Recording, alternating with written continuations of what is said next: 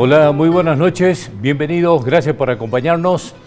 Vamos a compartir con ustedes en este domingo una nota realmente interesantísima que hemos tenido con el embajador de Suecia en la Argentina.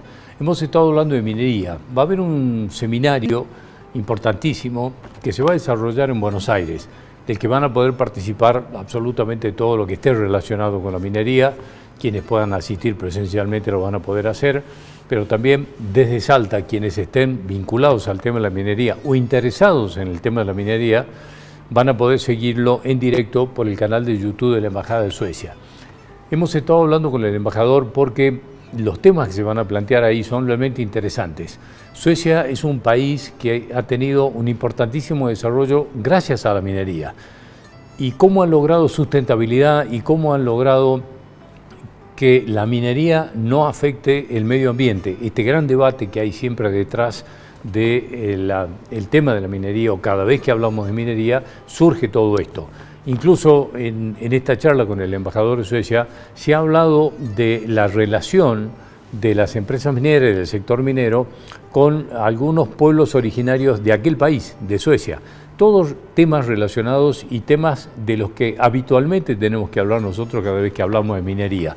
Así que prepárese porque va a tener una charla realmente muy interesante con un hombre de mucha experiencia y de un país que ha sabido hacer de la minería un canal de desarrollo realmente importantísimo para colocarse en los lugares en los que está hoy.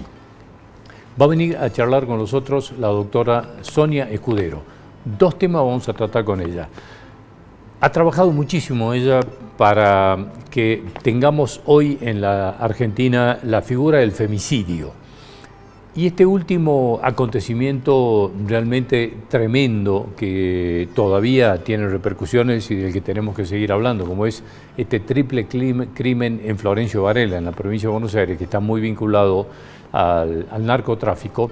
Al tratarse de tres chicas, de tres mujeres que han sido asesinadas brutalmente y después descuartizadas, creo que ha dado lugar a un debate muy fuerte respecto de cuál es el encuadre que tiene todo esto, porque la vinculación con el narcotráfico y lo que se supone hasta aquí, que la investigación, digamos, sigue en marcha, pero por lo menos lo que los indicios indican es que aquí hubo un tema vinculado con las drogas, con el robo de drogas, con lo que en el mundo narco se conoce como una mexicaneada.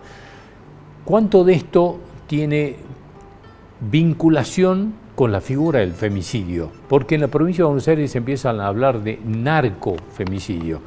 ¿Es bueno, es apropiado que tengamos esta caracterización en este crimen? Se lo vamos a preguntar a la doctora Sonia Escudero, pero que además va a venir a hablar de un tema muy interesante, que es el tema de las condenas cerradas. Va a haber un encuentro realmente muy importante con especialistas de Estados Unidos en la próxima semana, el día 9, aquí en nuestra provincia, esta semana, no la próxima, esta semana, el día 9 de octubre. Con estos dos especialistas se va a dar una charla en la Caja de Abogados de la provincia, que me parece realmente interesante porque nosotros tenemos casi un tema emblemático, que es el de Santos Clemente Vera, relacionado con la causa de las turistas francesas y que ha tenido que estar en la cárcel entre 11 y 12 años y aparentemente con absoluta inocencia, una suerte de condena errada. Vamos a ver qué es lo que pasa con esto, qué consecuencias tiene esto y cómo se puede corregir, qué se puede hacer en estos casos. Dos temas que me parece que son importantes para charlar con quien además en su carácter de abogada, de ex legisladora nacional, es la presidenta del foro, el foro que hace un seguimiento de la calidad institucional de Salta. Bueno, de esto vamos a estar hablando y de dos temas puntuales que han surgido en estos últimos días, o por lo menos durante la semana, uno en Salta y otro a nivel nacional. Se lo vamos a contar enseguida. Así que a todos, gracias por estar ahí. Bienvenidos a esta noche de Cadena 365 Televisión.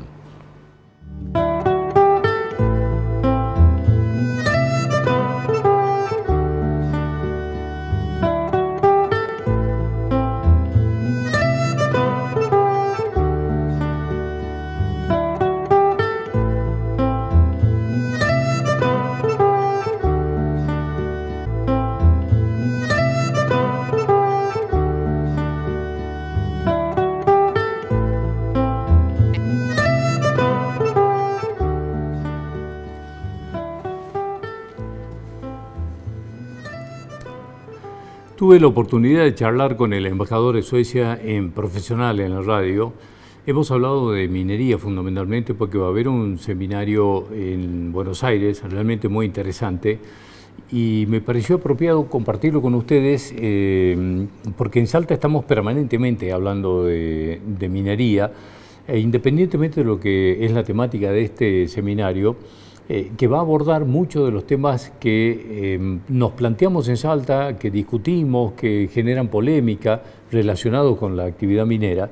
Y me pareció realmente interesante la experiencia que tiene Suecia como país y cómo ha trabajado, cómo ha desarrollado, cómo fue la relación del Estado de Suecia con la actividad minera, qué ha pasado con los pueblos originarios en aquel país y cuáles han sido las políticas que entendemos en Suecia han posibilitado sustentabilidad y sobre todo cuidado del medio ambiente relacionado con la actividad minera. Es una experiencia realmente interesante poder escucharlo porque nos puede ilustrar cómo un país ha apostado en su momento a la minería y le ha permitido a partir de ahí un desarrollo que hoy lo tiene en uno de los grandes países del mundo.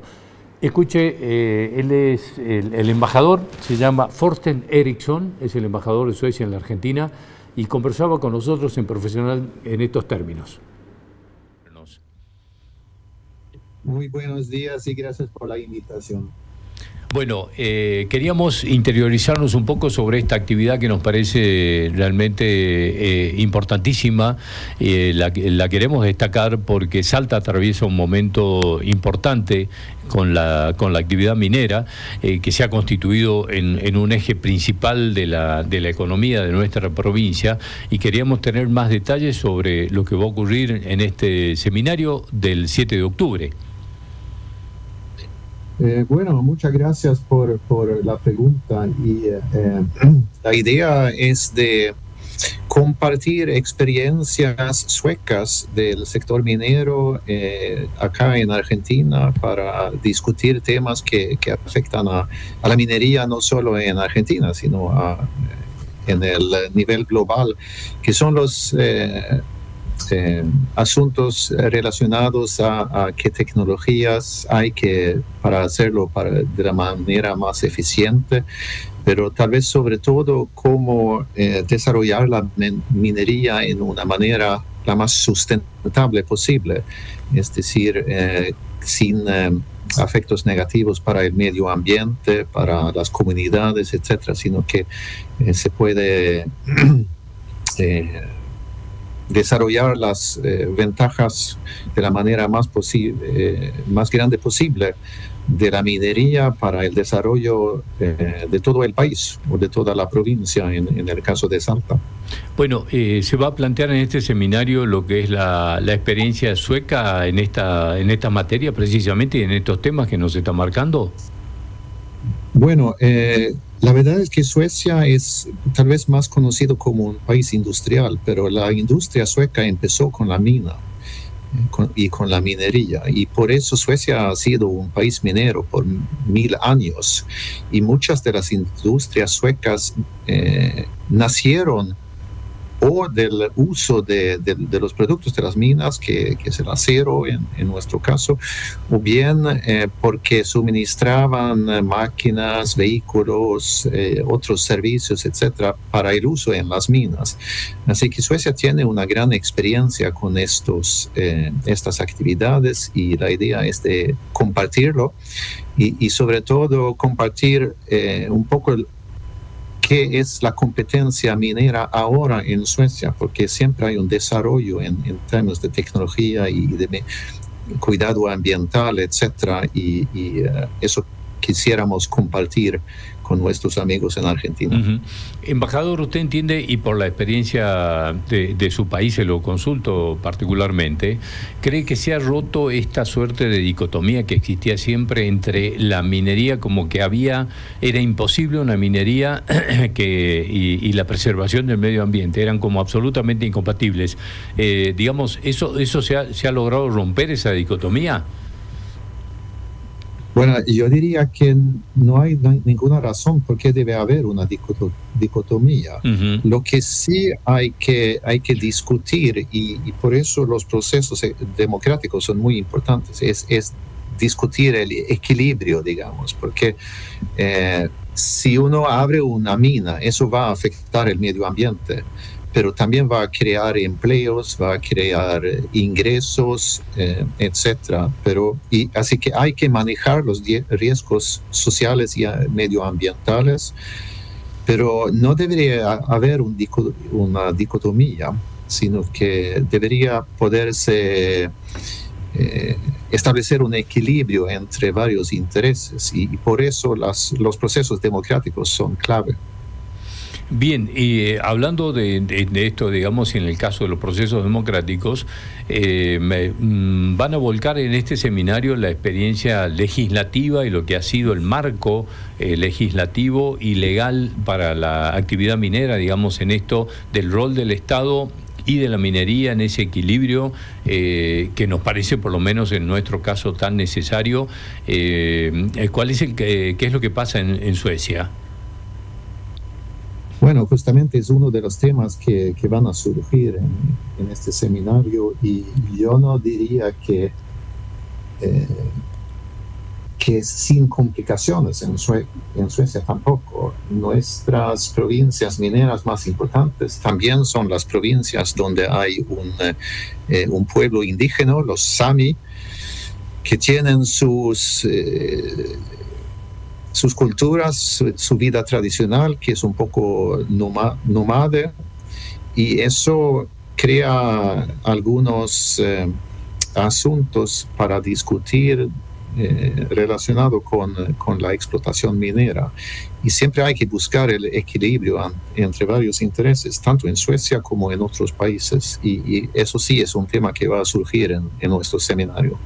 En el caso de Suecia, ¿cuáles son las principales explotaciones o qué minerales?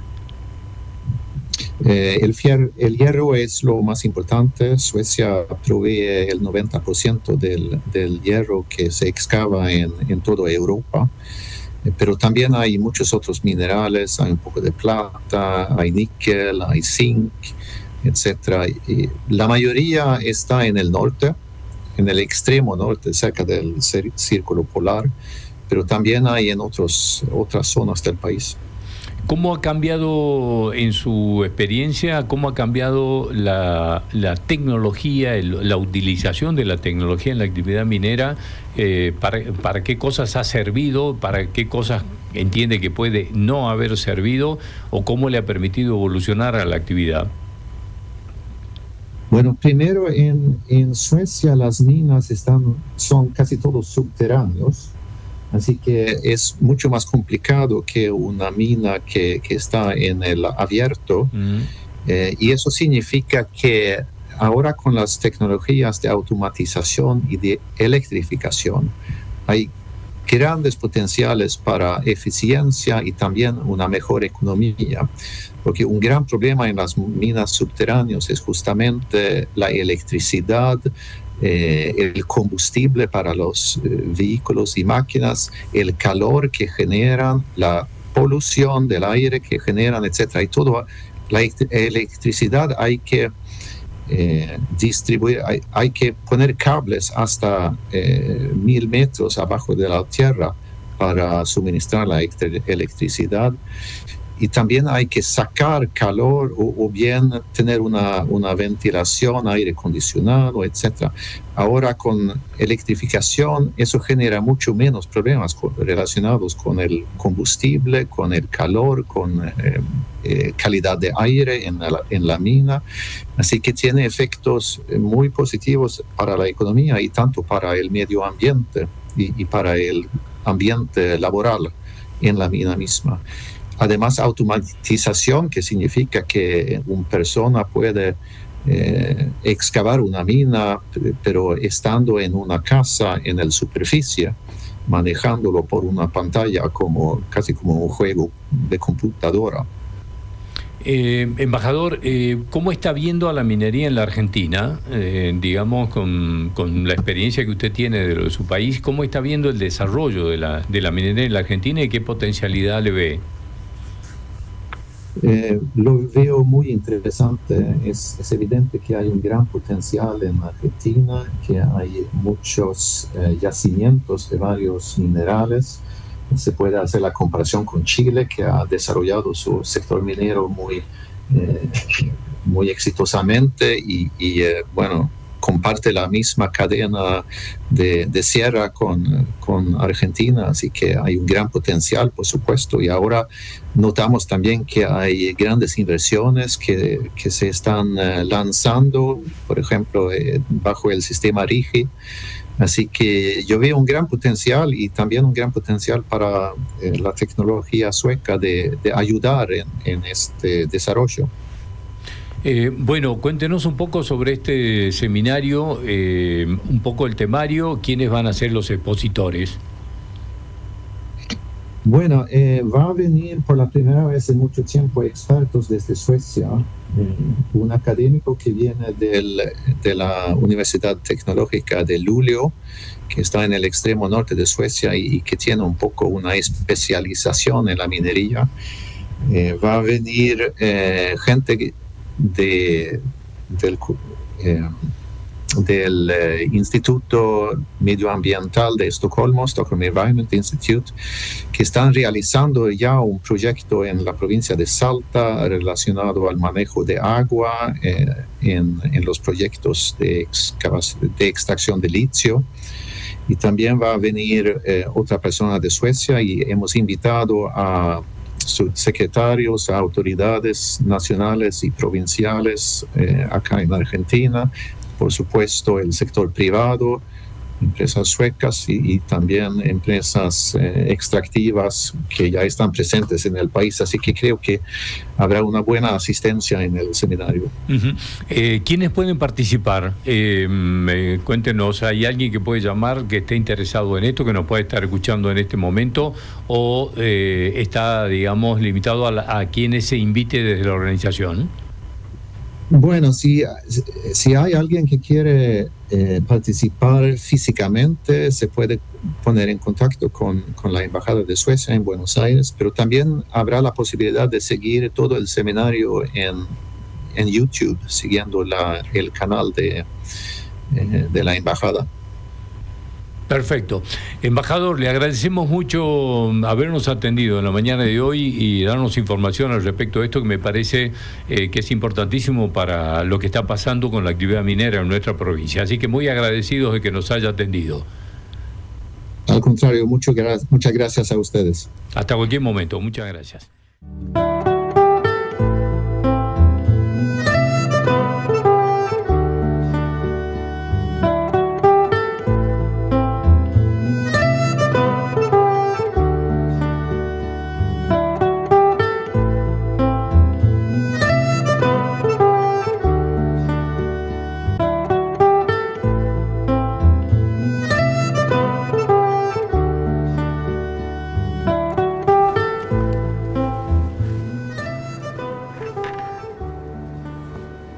Queríamos hablar con la doctora Sonia Escudero dos temas. Uno va a ser muy rápido porque es solamente una opinión de ella frente a una figura que estamos escuchando bastante en el marco de este espantoso y macabro crimen, el triple crimen de Florencio Varela, como ya se lo ha rotulado.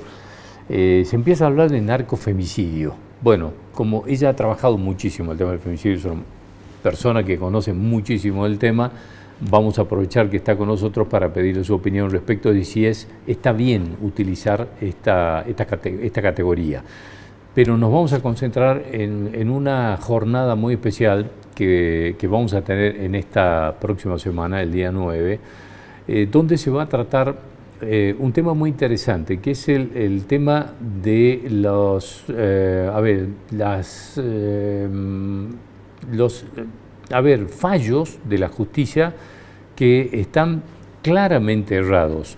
Entonces, ¿qué se hace frente a esto? ¿Nos resignamos? ¿Hay una suerte de fatalismo? Decir, bueno, qué macana, el fallo fue adverso, a pesar de que se notan muchísimas fallas. Y esto es una, digamos, figura que nosotros en Salta tenemos como muy fresco por el caso de Santos Clemente Vera, que lo hemos hablado en muchísimas oportunidades aquí, y van a venir unos expositores de muchísima experiencia de los Estados Unidos a contar cómo han hecho en los Estados Unidos con este tema de las, no sé si son causas cerradas, se lo vamos a preguntar a ella. ¿Eh? ¿Cómo le va? ¿Cómo está? Gracias por venir, No, muy amable. Bueno, la llevo primero a que me dé su opinión respecto de si está bien hablar de narcofemicidio, en este caso de estas 3 chicas que tuvieron un final terrible. Sí, yo creo que se trata de un femicidio.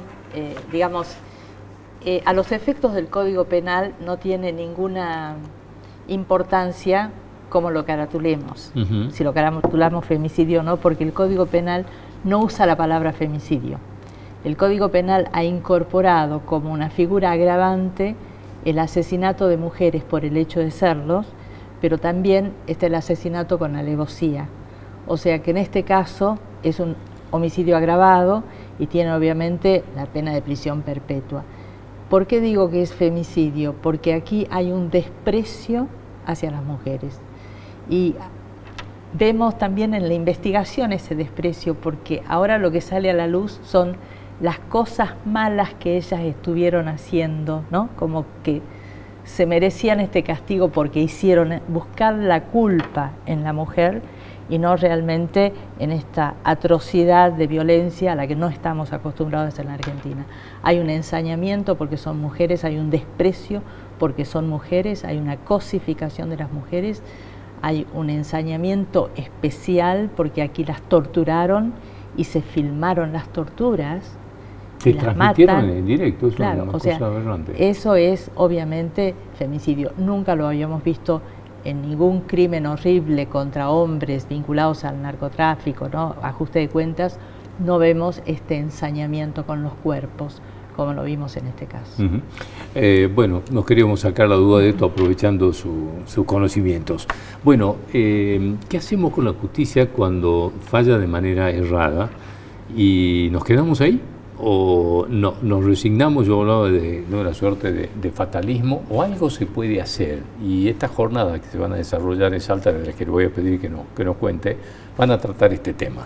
Efectivamente, las jornadas son el jueves 9 a las 7 de la tarde en el edificio de la Caja de Abogados de Salta, es en la calle Sarmiento y Güemes.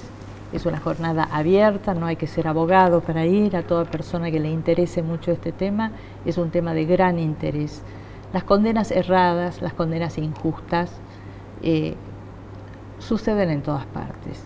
Y esa situación ha dado origen a las organizaciones no gubernamentales que se constituyen justamente para apoyar a esas personas injustamente condenadas. Así nació Project Innocence en Argentina, pero existe Project Network, que son ONGs en 71 países que trabajan en este sentido. Los 2 expertos que van a venir son profesores en universidades en California y nos van a contar la experiencia de ellos en reformas institucionales que se hicieron para prevenir condenas erradas. Por eso me parece que es muy interesante para Salta, porque aquí quienes están a cargo de las instituciones parece que no quieren ver la realidad, ¿no? En el caso de Santos Clemente Vera, que lo tenemos muy presente, hemos apoyado mucho, ¿no es cierto?, su libertad, no hemos conseguido que los jueces de Salta lo declaren inocente por falta de pruebas. O sea, al final, la última decisión es sobreseimiento por el paso del tiempo. Es de una crueldad, ¿no? Una crueldad del sistema judicial muy, muy, muy grande. Por eso me parece muy interesante esta conferencia, escuchar qué es lo que han hecho en otros países y bueno, y qué es lo que tenemos que hacer. En el caso de las jóvenes francesas se vio muy claro. O sea, aquí se armaron pruebas para imputar a perejiles. Lo primero fueron las torturas por parte de policías. Bueno, esos policías que torturaron, a pesar de que las denuncias estuvieron, fueron ascendidos por el poder político. estaban las denuncias y sin embargo fueron ascendidos. Policías plantando pruebas, también ascendidos, y estaban las denuncias, las pruebas eran plantadas. El tema de las balas en el Mirador, los casquetes de balas, el propio jefe de la Brigada de Investigaciones le había dicho al juez por escrito, es prueba plantada para desviar la investigación. O casualidad, ese jefe de la Brigada de Investigaciones aparece suicidado pocos meses después. Hablamos del comisario Piccolo. Exactamente, el muy respetado comisario Piccolo. Entonces, con todas estas cosas que nos han pasado ya cuántos años, ¿no? 2011 estamos hablando, han pasado todos estos años, algunas reformas se hicieron, pero no unas reformas más concretas hacia evitar este armado de causas contra personas inocentes. Me voy a quedar primero con una palabra que dijo, ¿cómo prevenimos? ¿No? Sí. ¿Y por qué quiero esto? Porque se supone que los mecanismos post fallo errado deberían actuar. Y en el caso de Salta, en el caso de Santos Clemente Vera, estos dos jueces que lo mal condenaron fueron a un jury, que es el que se supone que podría haber puesto, digamos, un poco de reparo en esto, y terminan casi felicitándolos a los jueces, no tan solo no sancionándolos, sino que casi felicitándolos, ¿no? Entonces, ahí falló un mecanismo de corrección, digamos, post-fallo. Entonces, me quedo primero con eso, digamos, porque hay mecanismos que no están funcionando y están fallando. Entonces, me vengo a esto otro que usted recién habló. ¿Se puede prevenir esto? ¿Cómo se prevé un fallo errado? Lo primero que necesitamos es una justicia independiente, independiente del poder político, independiente de la presión mediática también, o sea, una justicia independiente que no tenemos. Entonces, lo primero que hay que ver, bueno, cuáles son las instituciones vinculadas al funcionamiento de la justicia, cómo designamos a los jueces y cómo destituimos a los jueces. Bueno, esas dos instituciones están completamente cooptadas por el poder político. Entonces, un juez, es muy difícil a un juez en Salta, en estas circunstancias, por ejemplo, dictar una sentencia en contra del poder político, porque el poder político tiene todos los números para destituirlo. Entonces, eso es lo que tenemos que revisar. Desde FOSIS, el Foro de Observación de la Calidad Institucional, le pedimos a la presidenta de la Corte por nota, hace ya casi 2 años, un informe sobre, bueno, cuáles son los pedidos de juris de los últimos 10 años contra los jueces, porque queremos hacer un estudio serio y decir, bueno, de estos pedidos de juris de destitución, cuántos han avanzado, cómo funciona el mecanismo para proponer justamente modificaciones y reformas que nos ayuden a evitar condenas erradas. Bueno, no hemos recibido respuesta. Entonces, ¿usted hace 2 años lo pidieron? Hace ¿Nunca casi le 2 contestaron? años. Nunca nos contestaron. Entonces, el acceso a la información se supone que es una ley provincial que adhirió a la ley nacional. Es una información que debe estar pública. Nosotros deberíamos entrar a Internet y encontrar toda la información. Bueno, no está. Entonces, son muchas las cosas que tenemos que hacer. Me parece que primero hay que mirar la verdad. El caso de Santos Clemente Vera fue una condena errada. Santos Clemente Vera fue injustamente condenado. No había pruebas en su contra, y eso lo decía el propio Jean-Michel Bouvier, el padre de una de las víctimas. O sea, y a pesar de eso, la justicia miró para otro lado. Es muy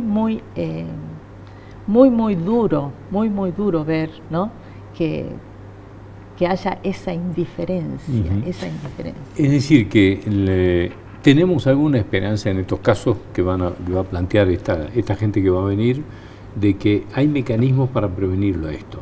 Sin dudas, pero sin son dudas. Institucionales. Hay que hacer reformas institucionales. Por ejemplo, jamás una declaración debe ser tomada por un policía. Jamás. O sea, la persona es detenida y llevada ante el juez o ante el fiscal. Y si nosotros detectamos algún policía que está torturando, porque dicen a premios ilegales, no, son torturas. Cuando se está torturando a una persona detenida, ese policía tiene que ser excluido de la fuerza. En el caso de las jóvenes francesas, los policías torturadores no fueron llevados a juicio nunca. ¿Cuántos años han pasado? Estaban perfectamente individualizados. Nosotros en el juicio oral escuchamos a personas llorar cuando contaban las torturas a las que habían sido sometidas. Entonces, eso no puede suceder nunca más. Un policía que planta pruebas para incriminar a una persona inocente tampoco puede ser policía. Ahora, nosotros necesitamos confiar en la policía. La pregunta es, ¿por qué pueden hacerlo? Bueno, ¿no? Porque pueden. Porque pueden, porque no pasa nada. O sea, no, exactamente. La pregunta es, ¿por qué pueden hacerlo? Sino, ¿quién deja hacerlo? Claro. ¿Quién deja que lo haga? Los que tienen la responsabilidad de custodiar que eso no suceda. O sea, aquí tenemos que tener todos mucha responsabilidad. En Salta tenemos policía golpeadora, sí. Sabemos de muchos casos, sucede muchas veces. Hoy justo veía, el otro día veía en televisión también la forma violenta de la policía de ingresar a una casa rompiendo la puerta. Bueno, tenemos una policía violenta que usa técnicas de tortura aprendidas durante la dictadura militar, porque la técnica del submarino seco, que es poner la bolsa en la cabeza para que la persona tenga asfixia, es una técnica de tortura y la vemos repetida y la vimos en el caso de las jóvenes francesas, lo vemos repetido. Eso hay que erradicarlo. Cuando Juan Carlos Romero era gobernador, él tomó una decisión que venía solicitando la sociedad civil desde distintos sectores, y era que los detenidos no estuvieran en las comisarías. Un detenido tiene que ir al alcaidía, ¿no?, y declarar ante el juez y ante el fiscal y estar custodiado. Se construyó la alcaidía en poco tiempo y se dio un salto de calidad en ese momento porque en las comisarías pasaba cualquier cosa. Lamentablemente, bueno, no se pudo llevar a toda la provincia, ¿no? A la extensión de toda la provincia. Claro, porque en el interior están todas las comisarías abarrotadas de gente detenida encima de muchísimo tiempo. Y ahí hay gente muy peligrosa con gente, no sé, que robó un celular, eso, ¿no? Frente a esta realidad, a mí se me eriza la piel cuando veo que han anunciado con bombos y platillos bajar la edad de imputabilidad a 13 años, ¿no? O sea, cuidado, porque si no hay presupuesto, si no hay plata, o sea, ¿cómo vamos a hacer? Va a salir la policía a encerrar chiquitos de 13 años en las comisarías, ¿no? Bueno, y va a ser contra los chicos pobres, ¿no? Eso va a ser así. En este caso, Sonia, tenemos que seguir muy de cerca lo que son los informes del comité que evalúa, por ejemplo, las cárceles, ¿no? Que son, los últimos informes son terribles, ¿no? El tema de la superpoblación. El hacinamiento. Sí, el hacinamiento, superpoblaciones. Exactamente. Entonces, claro, lo que está diciendo usted, vamos a bajarle de imputabilidad, ¿y dónde van a estar? ¿Dónde van a ir? Claro, y son nenitos, son chiquitos, o sea, cuidado, ¿no? Nosotros lo que planteábamos era un régimen penal juvenil. Salta tiene un tratamiento especial, hay jueces menores, tiene que haber un grupo de profesionales, ¿no?, como para analizar, bueno, por qué este chiquito ha cometido un delito, ¿no? Si dejó la escuela, cuál es el entorno familiar, cuáles son las medidas de corrección. O sea, no es una cuestión de penal, ¿no?, bajo la edad de imputabilidad, no veo cómo corrijo la situación. Y en el caso de la prevención, digamos, los mecanismos tienen que ser institucionales, ¿no? ¿Nos está faltando legislación para que eso se ponga en marcha, alguna legislación especial, o qué hay que hacer? Nos está faltando mucho, o sea, revisar la forma de designación y de destitución de los jueces es lo primero, ¿no? Darle mayor independencia a los jueces, independencia de la Corte. O sea, la Corte de Justicia es un tribunal súper poderoso porque decide quiénes ascienden, ¿no? Preside el Consejo de la Magistratura, preside el jury de enjuiciamiento, decide quiénes van a ser excluidos, pero además decide con qué recursos humanos y recursos materiales cuenta cada juez. Y además tiene poder disciplinario sobre los jueces. Entonces es un poder absolutamente verticalizado. ¿Cómo se le pide independencia a un juez si desde la Corte? El Tribunal Electoral, Sonia. No, el tribunal, la falla del Tribunal Electoral es brutal, porque la Constitución dice, el Tribunal Electoral, bueno, está presidido por jueces de la Corte, 2 jueces de la Corte, los otros jueces, o sea, que dependen absolutamente de la Corte, dice, organiza la elección, y a continuación dice, y juzga la validez de la elección. O sea, organiza y juzga. Y juez y parte. Claro. Y después, si hay una apelación, va a la Corte en pleno. O sea, no tenemos un tribunal electoral independiente. Bueno, todas estas cuestiones, nosotros nos hubiera gustado en la reforma constitucional plantearlas, lamentablemente no fue posible, pero bueno, hay que seguir insistiendo, hay que seguir debatiendo cuáles son las reformas que tenemos que hacer y después, bueno, ver el tema, se hablaba de que haya una policía judicial, hay que ver ahora sobre la marcha si el tema de los fiscales investigando es más eficiente, es más eficaz, pero yo lo que veo con preocupación es que, bueno, policías muy cuestionados por su accionar siguen ahí, ¿no?, asistiendo a los fiscales. Bueno, nosotros estuvimos hablando de esta jornada también con el doctor Garrido de Innocent Project, así que nos parece que va a haber una audiencia muy interesante para esto que va a pasar y tendremos la posibilidad de seguir charlando, pero fundamentalmente yo la comprometo para que podamos charlar después de qué salió de esto, a ver si se han encontrado y se han traído herramientas con las que se pueda trabajar y avanzar en este sentido, ¿no? Porque si no estamos en una suerte de, yo insisto con la palabra, una suerte de fatalismo. No hay fatalismo, todo es perfectible.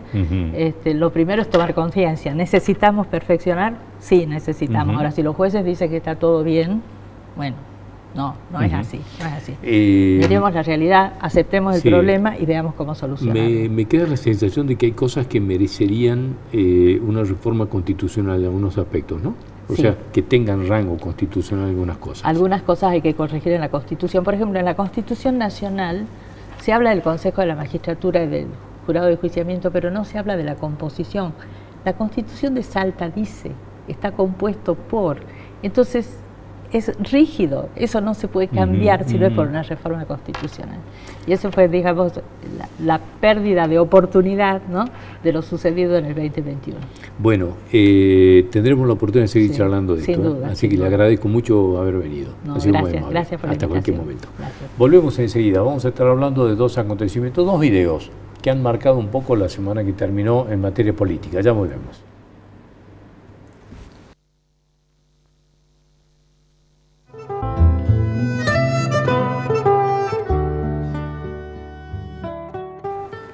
Les decía que dos videos han marcado un poco la semana, que indudablemente un tema está prácticamente cerrado, que es un tema local, un tema municipal concretamente en Salta, y un tema nacional, que es el escándalo del diputado nacional José Luis Esper. En cuanto al tema local, ha ocurrido una cosa, yo le diría, bastante novedosa en Salta. En la municipalidad de Salta, el intendente Emiliano Durán ha tomado la decisión de jubilar y firmar la jubilación del histórico dirigente sindical Pedro Cerrudo, que tiene 77 años, había sobrepasado con creces ese límite legal de que los hombres, pues las mujeres se jubilan antes, pero los hombres que se jubilan a los 65 años tienen 5 años más de gracia para ponerle un término y llegar a los 70 para poder retirarse. Aquel que no quiere dejar de trabajar a los 65 tiene 5 años más para seguir trabajando. Cerrudo pasó los 70 y siguió hasta los 77 años, llevaba 50 años dentro de la municipalidad, 30 años como gremialista, o sea, nunca cumplió una función dentro de la estructura municipal, excepto ejercer el gremialismo. Y bueno, esto era todo un tema de debate, y me parece que aquí se ha planteado una cuestión, porque inmediatamente salta un poco todo lo que ocurre en el ámbito gremial con estos liderazgos eternos. Y si no son eternos en una sola persona, se terminan conformando dinastías, pasa al hijo y al otro hijo y sucesivamente, es decir, terminan siendo una suerte de clanes familiares los gremios. El intendente Emiliano Durán decidió firmar la jubilación de Pedro Cerrudo y después de hacerlo grabó un video dentro de la municipalidad en la que explicaba las razones y daba su punto de vista respecto de esto. Escúchenlo. Un gremialista con más de 30 años en el gremio. 50 años lleva en la municipalidad. Tiene 77 años de edad. Acabo de firmarle la jubilación. Él no quiere irse. Pero acá la ley es igual para todos. Esto no es un castigo, no es contra nadie, sino es hacer cumplir la ley. Es terminar los ciclos. Hacer que la municipalidad y que la ciudad avance. Acá no hay privilegios. Nadie es dueño de la municipalidad ni de la ciudad. Somos un gobierno de diálogo, hablamos con todos los sectores. Pero cuando hay que tomar decisiones firmes, yo las tomo. Mi deber es trabajar para todos los salteños y esto es cuidar el patrimonio de los salteños. Vamos hacia una ciudad más eficiente, que avanza y donde todos somos iguales. Nosotros estamos transformando la ciudad y yo te invito a que vos seas parte de esa transformación. Esto se ha difundido a través de las redes sociales del intendente particularmente y obviamente que ha tenido una gran repercusión, enorme repercusión. En la semana que tenemos por delante seguramente esto va a dar bastante que hablar, va a ser motivo de polémica, de discusión, de debate y es bueno que se dé. Si estos liderazgos sindicales tienen que ser eternos o finalmente habría que avanzar hacia una ley de democratización sindical que en su momento planteó, no sé si se acuerdan, recién asumido, Ricardo Alfonsín. Raúl Ricardo Alfonsín asumía la presidencia de la Nación en el año 83 y entre las primeras cosas que hizo, entre los primeros pasos que dio ya en el año 84, es plantear esto, una reforma sindical que se denominó en aquel momento Ley de Democratización Sindical, que era elecciones con participación de las minorías en las listas y limitación de mandatos. Bueno, estaremos frente a un tiempo de debate para esto, lo vamos a ver en el próximo tiempo. Así que un tema que se ha planteado la semana y que me parece que vamos a tener para discutir más adelante. Y el segundo tema tiene que ver con lo que está pasando con la situación de José Luis Esper, lo que ha aparecido, digamos, con mucha fuerza, golpeando dentro de la Libertad Avanza, que ha obligado a posiciones distintas, casi, digamos, como que generó un clima de incertidumbre dentro de la Libertad Avanza, con un presidente Milei que habló de operaciones berretas, de chisme de peluquería, y que fue todo eso, cayó rápidamente frente a la contundencia de informes de Banco de los Estados Unidos, de la justicia de Texas de los Estados Unidos, que confirma que este hombre está vinculadísimo al narcotráfico, y un video de Esper en el que intentó explicar su relación con este personaje vinculado al narcotráfico y que la utilización del avión es un tema que termina finalmente poniéndolo en más aprietos a Esper, porque él en su explicación, que la vamos a escuchar ahora en el video, habló de un viaje que hizo casi de casualidad a presentar un libro y que más o menos como que iban para el mismo lugar y este hombre vinculado al narcotráfico se ofreció a llevarlo. Tras sus declaraciones, la justicia que investiga este caso en la Argentina confirma que los viajes de Esper en los aviones de este hombre fueron 35, que se conocen hasta ahora, y los informes que llegan de los Estados Unidos de la transferencia de los $200.000 de una empresa minera, los Estados Unidos terminan confirmando que esa empresa minera está vinculada a este hombre y que es la herramienta para blanqueo de dinero del narcotráfico que utilizaba quien hoy está, digamos, seriamente comprometido, es más, y hasta detenido. Entonces, esta empresa que Esper dijo que lo habían contratado y que es la que le pagó, los Estados Unidos confirman que es una suerte de lavadero de plata del narcotráfico y que es de propiedad de este hombre que lo tiene seriamente comprometido. Me parece que este es el segundo video que marcó la semana y que fue la explicación de Esper sobre esta situación. Escúchalo.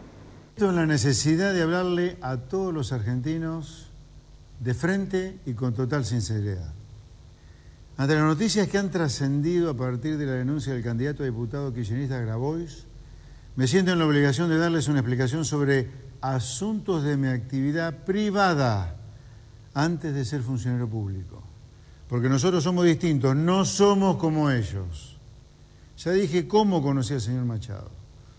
Me lo presentó el doctor Pablo de Luca como un empresario exitoso y admirador de mi apuesta por una opción liberal para la Argentina.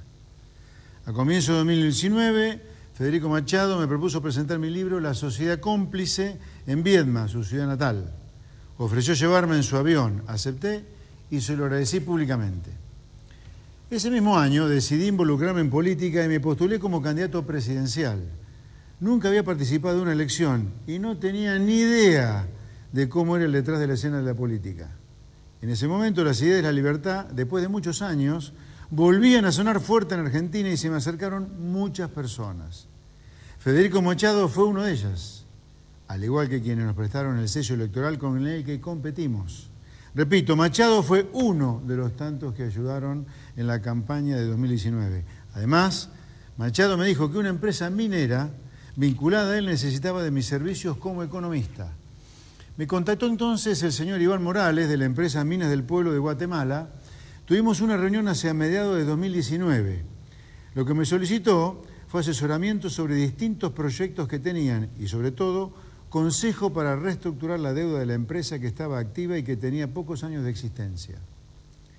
Le dije que me interesaba, pero que tendría que esperar al fin del proceso electoral para volver a la actividad profesional. Ese mismo año competí en las elecciones presidenciales y perdí como en la guerra, y entonces volví a mi actividad privada. En enero de 2020, nuevamente ejerciendo mi profesión como consultor económico y habiendo finalmente firmado un contrato con aquella empresa, comencé a recabar información para emprender el trabajo acordado. A principios de febrero de ese año, reitero, terminada la elección y totalmente dedicado a mi actividad privada de consultor, recibí un adelanto en virtud de ese contrato. Fue en una cuenta a mi nombre radicada en Estados Unidos y que estaba declarada en la Argentina. Nada que esconder. Es más, una de las condiciones que puse es que el pago de los $200.000 se hiciera exclusivamente por transferencia desde otro banco que también estuviera en Estados Unidos, de manera que la operación fuera totalmente transparente. Porque cuando uno recibe un pago en Estados Unidos, lo hace dentro de uno de los sistemas más controlados y estrictos del mundo. Ahí interviene una red de controles financieros que incluyen normas antilavado y mecanismos de prevención contra cualquier tipo de delito. Bueno, parte de las explicaciones que intentó dar Esper, no quiso dar entrevistas. Esto fue un mensaje grabado que lo difundió a través de redes sociales, pero no quiso dar entrevistas. Y dentro de La Libertad Avanza ha generado posiciones encontradas, incluso entre el presidente Milei y la candidata senadora de la capital federal, además ministra de Defensa, Patricia Bullrich. Patricia Bullrich pidió que Esper casi renuncie a la candidatura. Casi le pidió específicamente esto, que renuncie a la candidatura, que abandone la campaña electoral. Y el presidente Milei lo respaldó. Dos posiciones distintas. Esto significa un quiebre un quiebre más dentro de La Libertad Avanza. Lo veremos en la semana que tenemos por delante. Gracias por acompañarnos y estaremos, por supuesto, el miércoles a las 9 de la noche nuevamente con ustedes aquí en esta casa, en Somos Salta. Gracias y que terminen muy bien este domingo.